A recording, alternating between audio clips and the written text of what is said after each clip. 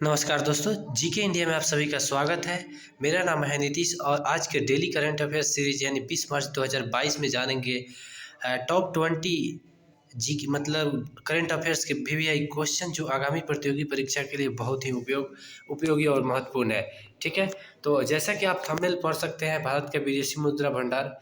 तो चलिए मैं पहले एक नंबर से स्टार्ट करता हूँ। तो देखिए, फर्स्ट में क्वेश्चन आ रहा है, अंतर्राष्ट्रीय प्रसन्नता दिवस कब मनाया जाता है। अंतर्राष्ट्रीय प्रसन्नता दिवस कब मनाया जाता है? बहुत ही वीवीआई है, इसको आप लोग गेस कर लीजिए। अंतर्राष्ट्रीय प्रसन्नता दिवस 20 मार्च को जारी मतलब मनाया जाता है।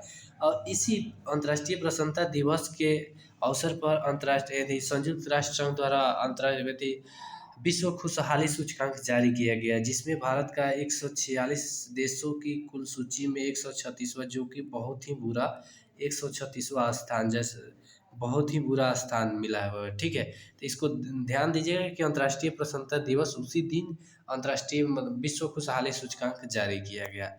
उसके बाद नेक्स्ट क्वेश्चन आता है, किस राज्य ने भूमि अभिलेख तक आसान पहुंच सुनिश्चित करने के लिए दिशांक विकसित किया है। यानी भूमि से संबंधित जो भी अभिलेख है ना, दस्तावेज, जो भी जमीन का कागज होता है, उससे उस तक मतलब बहुत अभी तो हर जगह विवाद चलता रहता है जमीन के लिए, भारत के किसी भी राज्य में हो। तो उस तक मतलब उसमें सुधार करते हुए सरकार ने क्या किया है कि बहुत आसान करने के लिए, यानी कर्नाटक सरकार ने एक दिशांक विकसित किया है। ठीक है, जिससे लोगों को सब कुछ सहायता मिल सके। इसको नोट कर लीजिएगा, ये बहुत ही भूमि अभिलेख से संबंधित जो भी होता है ना, ये महत्वपूर्ण हो जाता है। ठीक है, इसको नोट कर लीजिएगा। उसके बाद में आ रहा है, फ्लिपकार्ट हेल्थ प्लस का सीईओ किसे बनाया गया है। तो प्रशांत झावेरी को फ्लिपकार्ट हेल्थ का सीईओ बनाया गया है। उसके बाद नेक्स्ट क्वेश्चन की तरफ चलते हैं, भारतीय स्टेट बैंक कहाँ innovation incubation and acceleration centre स्थापित करेगा। ठीक है, तो भारतीय स्टेट बैंक की हैदराबाद में स्थापित करने की घोषणा किया है, वहीं पे ये सारे सिस्टम को स्थापित किया जाएगा। उसके बाद नेक्स्ट क्वेश्चन आता है, अंतर्राष्ट्रीय भूवैज्ञानिक कांग्रेस का 36वां संस्करण कहाँ आयोजित किया जाएगा। तो इसका राइट आंसर होगा नई दिल्ली। अंतर्राष्ट्रीय भूवैज्ञानिक कांग्रेस का 36वां संस्करण नई दिल्ली में आयोजित किया जाएगा। उसके बाद में किस राज्य ने राज्य ओबीसी आयोग का गठन करने के राज्य ओबीसी आयोग का गठन किया है। यहाँ पे आप लोग ध्यान दीजिएगा, ये बहुत ही वीवीआई, इसको अंडरलाइन कर लीजिएगा और इसको वीवीआई गेस करके रखिएगा। ठीक है, तो इसका राज्य ओबीसी आयोग का गठन असम सरकार ने किया है। उसके बाद में नेक्स्ट क्वेश्चन आ जाता है, यहाँ पे भारत का विदेशी मुद्रा भंडार 11 मार्च 2022 के सप्ताहांत में, इस सप्ताह के अंत में 9.64 अरब डॉलर घटकर कितना हो गया है। तो आप लोगों को बता दूं, कुछ समय पहले तक भारत के विदेशी मुद्रा भंडार 631 अरब डॉलर था। ठीक है, लेकिन घटकर अब कितना हो गया, 622 अरब डॉलर। इसको नोट कीजिएगा, क्योंकि अभी मुद्रा भंडार बहुत घटा हुआ है, क्योंकि अभी रूस यूक्रेन के बीच युद्ध चल रहा है, उस वजह से घटा हुआ है। ठीक है, तो ये थोड़ा महत्वपूर्ण हो जाता है कि सब देश का घट रहा है, तो इसका भी यहाँ पे भी घट रहा है। उसके बाद में किस देश को कॉन्टिनेंटल यूरोप सिंक्रोनस एरिया से जोड़ा गया है। तो इसका राइट आंसर यहाँ पे जैसा कि आप देख रहे हैं, यूक्रेन को जोड़ा गया है। ठीक है, इसका राइट आंसर होगा। उसके बाद नेक्स्ट क्वेश्चन चलते हैं, किस कंपनी ने भारत का पहला ईंधन सेल इलेक्ट्रिक वाहन लॉन्च किया है। तो इसमें बहुत सारे लोगों को अब यहाँ पे कन्फ्यूजन हो जाएगा, क्योंकि इसमें कौन सा आंसर होगा। ठीक है, तो इसका राइट आंसर होगा टोयोटा। टोयोटा एक जापानी यानी विदेशी कंपनी है, उसी ने इस तरह का पहला ईंधन सेल इलेक्ट्रिक वाहन लॉन्च किया है। उसके बाद में आ जाता है, हाल ही में किस संघ ने रूस के राष्ट्रपति व्लादिमीर पुतिन को अध्यक्ष पद से निलंबित कर दिया है। अब इसका रीजन क्या है, निलंबित करने का क्यों कारण है कि रूस यूक्रेन के बीच युद्ध चल रहा है और रूस के राष्ट्रपति व्लादिमीर पुतिन का युद्ध अपराध करने का यानी बेमतलब का युद्ध को उकसाने का यानी युद्ध चालू करने का आरोप लगा है। इस वजह से क्या किया है, ये अंतर्राष्ट्रीय जूडो महासंघ के अध्यक्ष थे। ठीक है, तो इस वजह से वहाँ के उसके सदस्य जो थे ना, इन्होंने युद्ध को नहीं रोका और जानबूझकर इन पर युद्ध करने का आरोप लगाया गया। इस वजह से अंतर्राष्ट्रीय जूडो महासंघ ने अपने अध्यक्ष पद से निलंबित कर दिया है। तो इसका राइट आंसर होगा अंतर्राष्ट्रीय जूडो महासंघ। और उसके बाद में है, हाल ही में सेबी की पहली महिला प्रमुख कौन बनी है।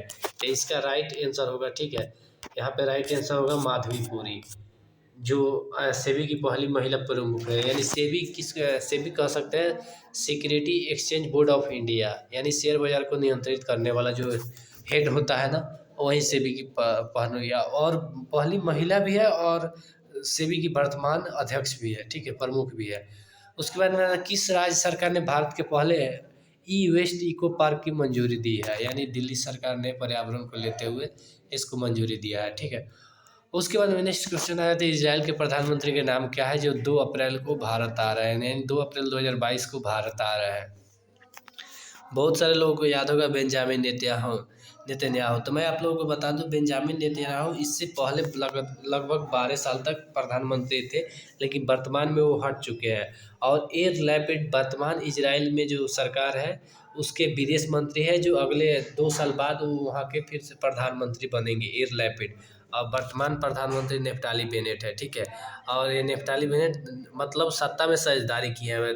जैसे 5 साल का वहाँ कार्यकाल होता है ना, तो 2 यानी 2.5 साल का कार्यकाल अपने में साझेदारी किया है लोग, बांटा है लोग दोनों लोग, क्योंकि वहाँ गठबंधन सरकार है तो वहाँ पे बन नहीं पा रहा था, इस वजह से 2.5 साल का साझेदारी करके प्रधानमंत्री यानी एयर लैपिड आगामी यानी आने वाले समय में 2 साल बाद वो वहाँ के प्रधानमंत्री बनेंगे और नेफ्ताली बेनेट फिर बाद में दूसरे पद पर जाएंगे।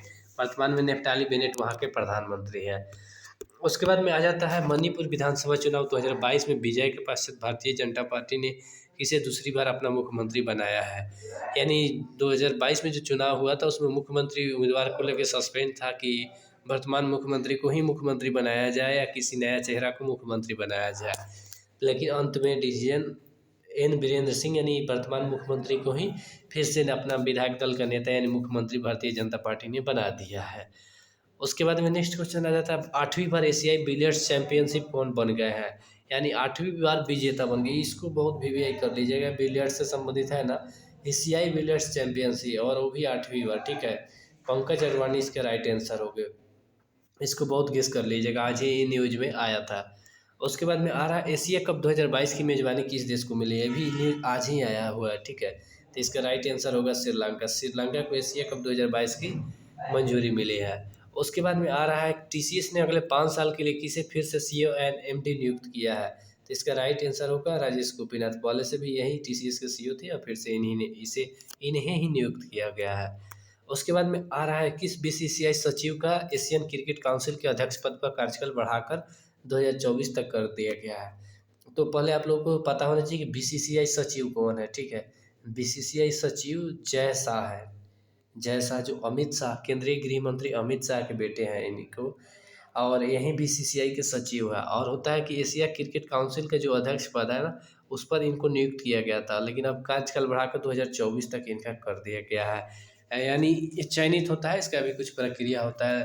तो इन पर आरोप लगता है कि बिना कोई योग्यता को बनाया गया। ये सब जो भी राजनीतिक मुद्दा है उससे आप लोगों को कोई लेना देना नहीं है, लेकिन इसका राइट आंसर जैसा होंगे। ठीक है, उसके बाद में आ रहा है यहाँ, किस देश ने अगले 5 वर्षों में भारत में 3.2 लाख करोड़ रुपया निवेश करने की घोषणा की है।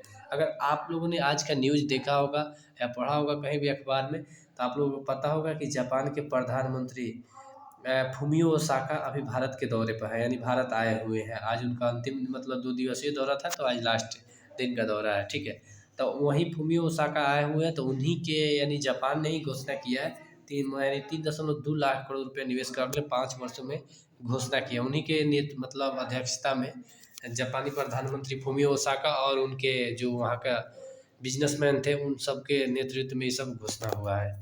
उसके बाद में नेक्स्ट क्वेश्चन की तरफ चलते हैं, शरद यादव की अगुवाई वाली लोकतांत्रिक जनता दल का किस पार्टी में विलय हो गया।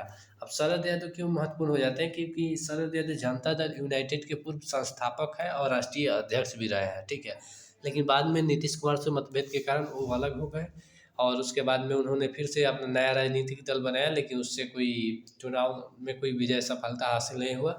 और दूसरी बात है कि उनका स्वास्थ्य भी अब सही नहीं चल रहा है, क्योंकि उम्र भी अब उनका अधिक हो चुका है। इस वजह से उन्होंने क्या किया है, अपनी पार्टी यानी लोकतांत्रिक जनता दल को राष्ट्रीय जनता दल, यहाँ पे राष्ट्रीय जनता दल है लालू यादव की पार्टी, जिसके नेता तेजस्वी यादव हैं, उसी में इन्होंने विलय करके पार्टी को आज समाप्त कर दिया है। इसी के साथ आज की वीडियो सेशन समाप्त होता है। दोस्तों, अगर आपको वीडियो पसंद आए तो कृपया लाइक कीजिए, शेयर कीजिए, सब्सक्राइब करना बिल्कुल ना भूलें।